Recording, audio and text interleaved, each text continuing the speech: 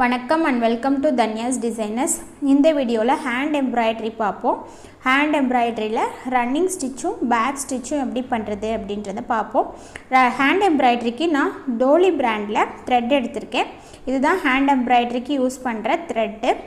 இந்த thread பொறுத்த வரைக்கும் நம்ம வந்து எப்படி எடுக்கணும் ஸ்டிச்சிங் பண்றதுக்கு அப்படினா அந்த thread பத்தி ஒரு முக்கியமான விஷயம் தெரிஞ்சுக்கணும். என்னன்னா இப்படி ரோல் பண்ணிருக்கோம் இல்லையா, இதுல வந்துட்டு ரெண்டு எண்ட் இருக்கும். அதுல ஒரு எண்டை பிடிச்சி இப்படி இழுத்தோம் அப்படினா நமக்கு கண்டினியூஸா எந்த சிக்கலும் இல்லாம வரும். இன்னொரு எண்ட் இருக்கும், அதை பிடிச்சி இழுத்தோம் அப்படினா நமக்கு இந்த மாதிரி சுருங்கும். சுருங்கிட்டு thread வந்து ஃப்ளோவா வரதை வந்து ஸ்டாப் பண்ணிரும். ஸோ எப்பயுமே வந்துட்டு நமக்கு இந்த மாதிரி எந்த எண்ட் வந்து நல்லா இழுத்தா வருது அப்படின்றத ஃபைண்ட் அவுட் பண்ணிட்டு லைட்டா இழுத்து பார்த்துட்டு அதுக்கப்புறம் தான் நாம இந்த மாதிரி இழுத்து thread வந்து கட் பண்ணி எடுத்துக்கணும். இந்த thread பொறுத்த வரைக்கும் 6 thread வந்து சேர்ந்து ரோல் பண்ணி இருக்கும். இது நம்ம கட் பண்ணி பார்த்தோம்னா தெரியும். இது குட்டியா கட் பண்ணிட்டு உங்களுக்கு காட்றேன். இப்போ இத பிரிச்சு பார்த்தோம் அப்படினா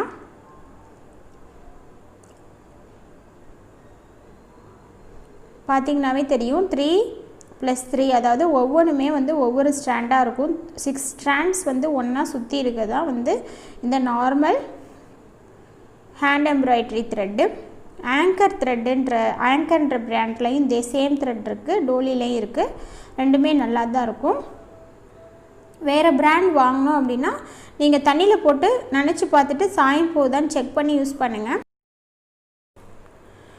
நார்மலா நம்ம ஸ்டிச்சிங்க்கு யூஸ் பண்ற நீடில் எடுத்துட்டு அதுல thread வந்து இந்த மாதிரி கோர்த்து எடுத்துக்கணும். thread வந்து அப்படியே ஃபுல்லா எடுத்துக்கறனால எடுத்துக்கலாம், இந்த மாதிரி பிரிச்சு எடுத்துக்கறனால எடுத்துட்டு ஒரு எண்ட்ல knot போட்றணும்.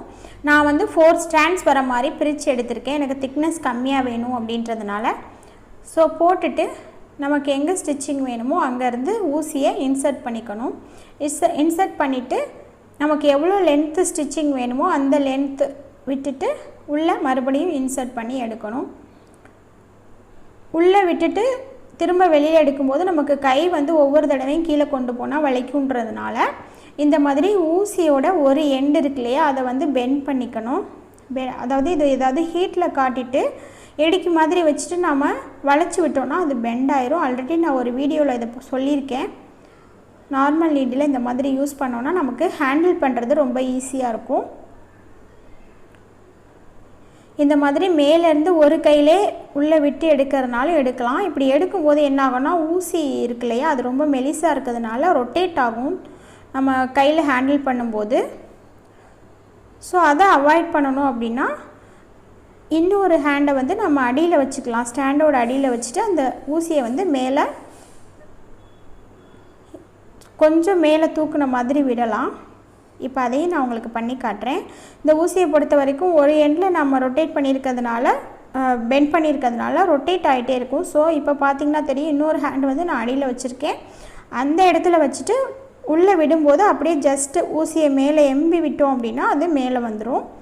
இதுவும் ஒரு ஈஸியாக பண்ணுறதுக்கான ஒரு டெக்னிக் தான். உங்களுக்கு பார்த்தா தெரியும் இன்னொரு விரல் வந்து எங்கே இருக்குது அப்படின்னு. கரெக்டாக இருக்கும் பாருங்கள். கரெக்டாக நமக்கு எடுக்கிறதுக்கு கொஞ்சம் ஈஸியாக இருக்கும் இந்த மாதிரி பண்ணோம் அப்படின்னா. அடியில் ஒரு விரலை வச்சுட்டு ஊசி உள்ளே போகும்போது மேலே ஜஸ்ட் அப்படியே தூக்கி விட்டோம் அப்படின்னா ஊசி ஈஸியாக மேலே வந்துடும். ஸோ ரன்னிங் ஸ்டிச் முடிச்சாச்சு. நெக்ஸ்ட் வந்து பேக் ஸ்டிச் பார்ப்போம். ஹேண்ட் எம்ப்ராய்டரி பொறுத்த வரைக்கும் இந்த ரெண்டு ஸ்டிச்சஸ்மே வந்து ரொம்ப essence. So very basic and essential stitching. இது ரெண்டும் கண்டிப்பாக நமக்கு தெரிஞ்சிருக்கணும். இது வந்து பேக் ஸ்டிச். ரன்னிங் ஸ்டிச்சை பொறுத்த வரைக்கும் சேம் கேப் விட்டு போடுவோம். பேக் ஸ்டிச்சை பொறுத்த வரைக்கும் நமக்கு கேப்பே வராது. ஃபுல்லாக கேப் இல்லாமல் ஃபில் பண்ணிட்டு போகணும். நீடில் பொறுத்த வரைக்கும் பேக் சைடு விட்டுட்டு முன்னாடி எடுக்கிறோம் பார்த்தீங்களா. ஸோ அதனால தான் அது பேக் ஸ்டிச். ரன்னிங் ஸ்டிச் வந்து ஃபார்வர்ட் போயிட்டே இருக்கும். பேக் ஸ்டிச்சை பொறுத்த வரைக்கும் பேக்ல வந்துட்டு ஃப்ரண்ட்ல போகும்.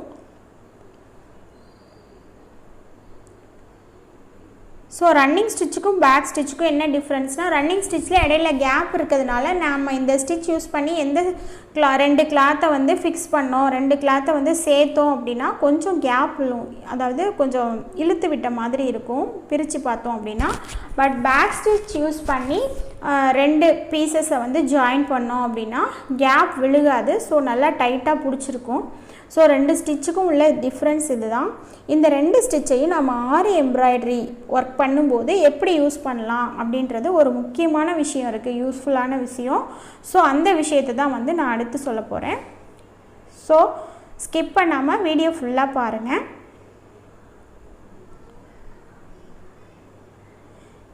முடித்ததுக்கப்புறம் இப்போ பேக் சைடில் எப்படி நாட் போடுறது அப்படின்றதையும் நான் உங்களுக்கு சொல்லிடுறேன். பேக் சைடு முடித்து இங்கே எடுத்துருக்கோம். எடுத்துகிட்டு பக்கத்தில் என்ன ஸ்டிச் இருக்கோ, த்ரெட் இருக்கோ அந்த இடத்துல அந்த த்ரெட்டில் விட்டுட்டு ஜஸ்ட்டு ஊசியில் ஒரு 3 அல்லது 4, நமக்கு எவ்வளோ 2க்கு கீழே சுற்ற வேணாம், 3 ஆர் அபவ் 3 அந்த மாதிரி சுற்றிட்டு இழுத்து விட்டுட்டோம் அப்படின்னா இந்த மாதிரி நாட் விழுந்துடும்.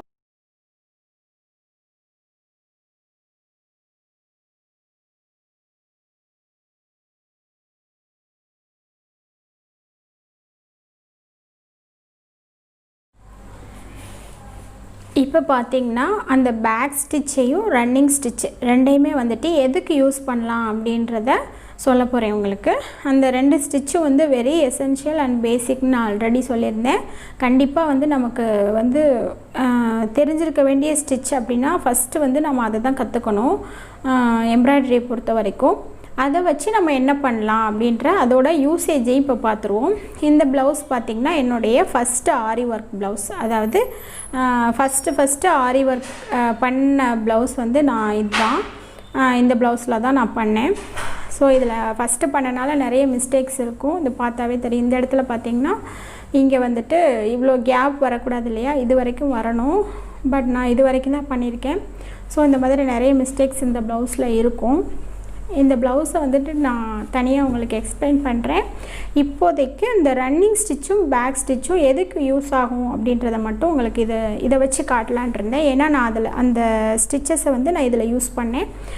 ஃபஸ்ட்டு நான் கற்றுக்கும் போது எனக்கு வந்து அளவு குறிச்சிட்டு அது ஃபுல்லாகவே போட்டேன், அதாவது ஹேண்டு மார்க் பண்ணிவிட்டு ஹேண்ட் ஃபுல்லாக நான் ஃபுல்லாகவே இந்த பீட் ஒர்க் ஃபுல்லாகவே கம்ப்ளீட் பண்ணி முடிச்சிட்டேன்.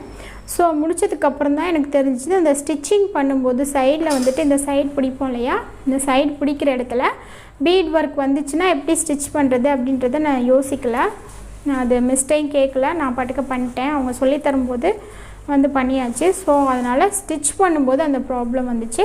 அந்த ப்ராப்ளத்தை சரி பண்ணுறதுக்கு நான் இந்த ஸ்டிச்சை யூஸ் பண்ணேன். இந்த ஸ்டிச் பார்த்திங்கனாவே தெரியும். இது பாருங்கள், இது வந்து மெஷினில் போட்டது. இந்த இடத்துல உள்ளது ஸ்டிச்சஸ் எல்லாமே மெஷினில் போட்டது. இங்கே பார்த்திங்கன்னா இங்கே வரையும் ஃபுல்லாகவே இங்கெல்லாம் பீட் இருக்குது, இப்படி பிடிச்சி பார்த்தாவே தெரியும் இந்த இடத்துலலாம் பீட் இருக்குது. ஸோ இந்த மாதிரி ஃபுல்லாக நம்ம ஒர்க் பண்ணிட்டோம் அப்படின்னா அந்த ஒர்க் பண்ண பிளேஸில் வந்து ஸ்டிச் பண்ணுறது கஷ்டம் மெஷின் வச்சு. ஸோ நம்ம தெரியாமல் இப்போ சப்போஸ் அப்படி பண்ணிட்டோம், இல்லை நம்ம பிரித்து விட்டுட்டு ஆல்ட்ரேஷன் பண்ணுறோம் அப்படின்னா மெஷினில் வச்சு அடிக்க முடியாது இல்லையா. ஸோ அந்த டைமில் வந்துட்டு நம்ம இந்த பேக் ஸ்டிச்சையும் ரன்னிங் ஸ்டிச்சையும் யூஸ் பண்ணி நம்ம கை ஊசி வச்சே நம்ம ஸ்டிச் பண்ணிக்கலாம். நான் அதை தான் பண்ணேன். இதில் நான் இந்த ஹேண்ட் வந்து டிசைன் பண்ணி முடித்ததுக்கப்புறம் அதை ஸ்டிச் பண்ணும்போது மெஷினில் இந்த பீட் வந்து அடிபட்டுச்சு. ஸோ அதனால் மெஷினோட நீடில் வந்து ஒரு 2 உடஞ்சிருச்சு. ஸோ அப்போ தான் நான் டிசைட் பண்ணிவிட்டு ஜஸ்ட்டு இந்த ஹேண்டை வந்துட்டு இங்கே ஷோல்டரில் இந்த இடத்துல ஆம்ஹோலில் ஜாயின் பண்ணிவிட்டு இந்த இடத்துல கையிலையே வச்சு இதே மாதிரி ஸ்டிச் பண்ணிட்டேன். ஸோ இதுதான் இந்த யூஸு. இதில் வந்துட்டு ரன்னிங் ஸ்டிச்சும் போடலாம், பேக் ஸ்டிச்சும் போடலாம். ரன்னிங் ஸ்டிச் போடும்போது நமக்கு இடையில வந்து கேப் கிடைக்கும் இல்லையா. ஸோ அதனால என்ன ஆகும், அப்படி கிடச்சிச்சு அப்படின்னா இப்படி எடுத்தோன்னா போட்டதுக்கப்புறம் இப்படி பார்த்தோன்னா இந்த மாதிரி இருக்கும், தெரியும்னு நினைக்கிறேன் உங்களுக்கு. த்ரெட் வந்து இந்த மாதிரி விலகுன மாதிரி தெரியும். ஸோ ரன்னிங் ஸ்டிச் போட்டோன்னா நமக்கு இப்படி வரும். இப்படி வேணாம், நமக்கு வந்துட்டு நல்லா நெருக்கமாக வேணும், டைட்டாக வேணும் அப்படின்னா பேக் ஸ்டிச் போடலாம். பேக் ஸ்டிச் போடும்போது என்ன ஆகும்னா இந்த மாதிரி நூல் வந்து பிரிஞ்சு இப்படி தெரியாது. ரன்னிங் ஸ்டிச் வந்து ரொம்ப குட்டி குட்டியாக போட்டோம் அப்படின்னா அப்படி வராது. எப்படி போட்டாலுமே ரன்னிங் ஸ்டிச்சுக்கு ஜஸ்ட்டு கொஞ்சம் கேப் விடுவோம் இல்லையா ஈவனாக. ஸோ அந்த கேப்பில் வந்துட்டு இந்த மாதிரி விலகி தெரியும். இதுக்கு பதிலாக பேக் ஸ்டிச் போட்டாலும் அந்த அளவுக்கு விலகி தெரியாது, நல்லா நீட்டாக டைட்டாகவே பிடிச்சிருக்கும் ஸ்டிச்சு. ஸோ நீங்கள் வந்துட்டு உங்களுக்கு எந்த ஸ்டிச் வந்து கன்வீனியண்ட்டோ அந்த ஸ்டிச் வந்து யூஸ் பண்ணிக்கலாம். இதில் பார்த்திங்கன்னா இதில் நான் ரன்னிங் ஸ்டிச் போடல, பேக் ஸ்டிச் போட்டிருக்கேன். ஸோ அதனால் அந்த அளவுக்கு விலகலை பாருங்கள். ஸோ ஃபஸ்ட்டு நான் ரன்னிங் ஸ்டிச் போடும்போது எனக்கு வந்து இந்த அளவுக்கு கேப் வந்துச்சு. ஸோ அதனால் ரன்னிங் ஸ்டிச்சை இந்த ஹேண்டுக்கு மட்டும் போட்டுட்டு இந்த ஹேண்டுக்கு போடும்போது பேக் ஸ்டிச்சை போட்டு கம்ப்ளீட் பண்ணனால நல்லா டைட்டாக இருக்குது பாருங்கள் இந்த இடம். ஸோ அதுதான் இந்த ஸ்டிச்சோட யூஸ் வந்து இந்த மாதிரி நாம் யூஸ் பண்ணிக்கலாம். அதாவது பேக் ஸ்டிச்சும் ரன்னிங் ஸ்டிச்சும் தெரிஞ்சிச்சு அப்படின்னா இந்த மாதிரி ஹேண்ட் ஜாயின் பண்ணும்போது ஷோல்டர்லேயே சம்டைம்ஸ் நம்ம பீட்ஸ்லாம் ஹெவியாக யூஸ் பண்ணோன்னா ஜாயின் பண்ண முடியாது மெஷினில் வச்சு ஸ்டிச் பண்ணும்போது. ஸோ அந்த மாதிரி டைம்லலாம் கழுத்துலையுமே பேக் சைடு நெக் இருக்கு இல்லையா, அதுலேயுமே வச்சு திருப்புறதுக்கு கஷ்டமாக இருந்துச்சு, ஒர்க் வந்து ஹெவியாக இருந்துச்சு அப்படின்னா நம்ம ஹேண்ட்லேயே அந்த இடம் ஃபுல்லாகவே சுற்றி தைச்சிட்டு ரன்னிங் ஸ்டிச்சோ இல்லை பேக் ஸ்டிச்சோ ஏதோ ஒன்று போட்டுட்டு, ரொம்ப லென்த்தியாக எட்ட போடக்கூடாது, ரொம்ப கிட்ட போட்டால் தான் நமக்கு சரியாக வரும். அது போட்டு ஸ்டிச் பண்ணிவிட்டு கையிலையே தச்சு திருப்பி விட்டுட்டோம் அப்படின்னா கட் பண்ணிவிட்டு நார்மலாக எப்பயும் போல் பண்ணிட்டோன்னா நீட்டாக அமைஞ்சிரும். ஸோ இந்த மாதிரி ப்ராப்ளம்ஸ் வரும்போது நம்ம வந்துட்டு இந்த மெத்தடை வந்து யூஸ் பண்ணிக்கலாம். அதுக்காக தான் இந்த மெயினாக இந்த 2 ஸ்டிச்சுமே யூஸ் ஆகும். அவ்வளோதான். இந்த வீடியோ உங்களுக்கு பிடிச்சிருக்குன்னு நினைக்கிறேன், யூஸ்ஃபுல்லாக இருந்திருக்குன்னு நினைக்கிறேன். என்னுடைய வீடியோ உங்களுக்கு பிடிச்சிருந்துச்சுன்னா மறக்காமல் சப்ஸ்கிரைப் பண்ணிவிடுங்க, பெல் ஐக்கானையும் கிளிக் பண்ணிவிடுங்க. தேங்க்ஸ் ஃபார் வாட்சிங் அண்ட் கீப் ஆன் வாட்சிங். தேங்க்யூ.